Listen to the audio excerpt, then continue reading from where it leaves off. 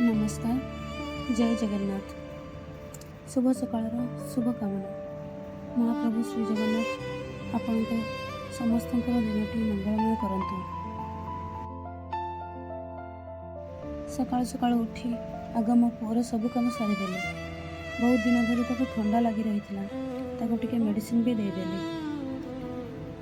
सकाळ सकाळ घर सब कम सारी जल्दी जल्दी बाहर टिके मो घर आड़े बुली जावाको 2 मिनिट लगे मो घर पहुँचवाको। आउ पहुँची गली एठी आम घर। एटा आम घर मेन गेट।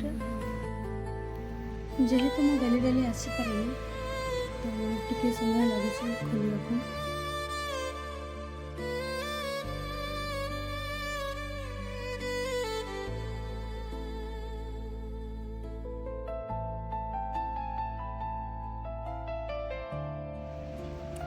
घर भीतर को जाई प्रथम मैं सब घर झरका खोलीदेली।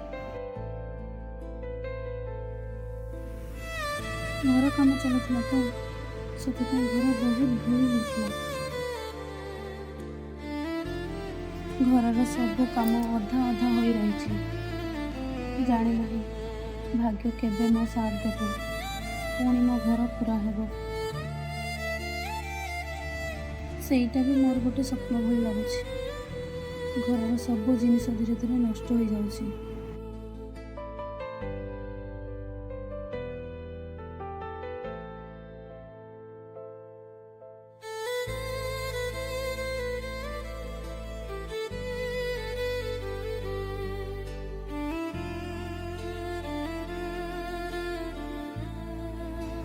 एटा गोटे रूम। बहुत दिन हम घर को आसी घर को आसिले सब बेले मत बहुत कष्ट लगे।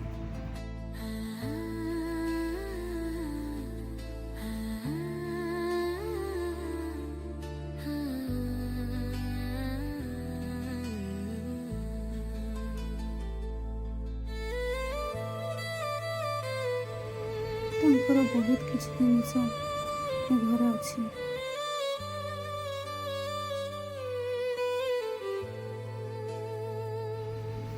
जिनिस सब देखिले मो कांद को बंद करि पारेनी।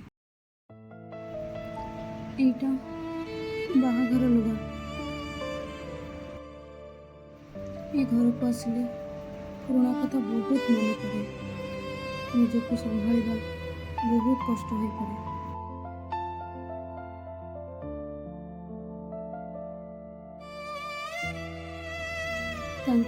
बहुत इच्छा थिला पिलांक पाई गोटे सुंदर घर तैयारी करिबा।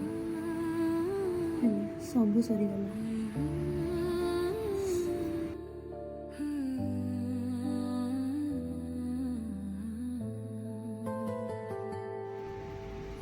लोक ठीक से काम करने को आसुना से बहुत जिनस नष्ट हो सारा।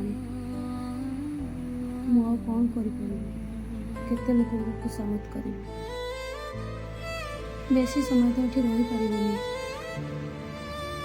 दुई पुओ को एका छाड़ दे आसती। बड़ पुअर जेहेतु देह भल नाला से आज स्कूल भी जाई नथिला।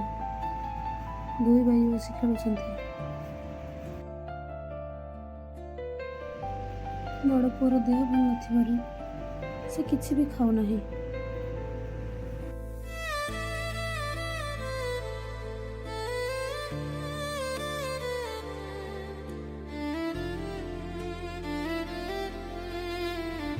गोटे आलू पड़ी तार पोड़ा आलू बहुत पसंद ताको भी से खाइलानी।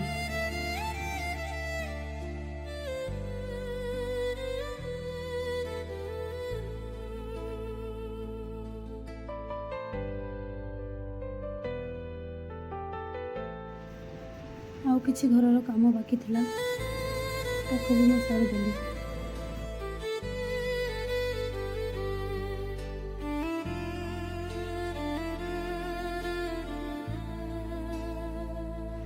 ଆଜି ବଡ଼ ପୁଅ ଚାଲୁ ଚାଲୁ ପଡ଼ିଯାଇଥିଲା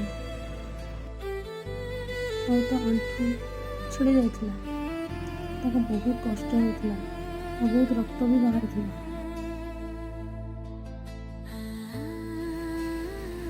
ଭଗବାନ କେତେ ନିଷ୍ଠୁର, ମୋ ଭାଗ୍ୟରେ ସବୁ ଦୁଃଖ ଦେଉଛନ୍ତି। ଜାଣିନାହିଁ କେତେ ଦିନ ଏଇ ଦୁଃଖକୁ ନେଇ ମୋତେ ବଞ୍ଚିବାକୁ ହେବ। ରହିଲି। ଜୟ ଜଗନ୍ନାଥ।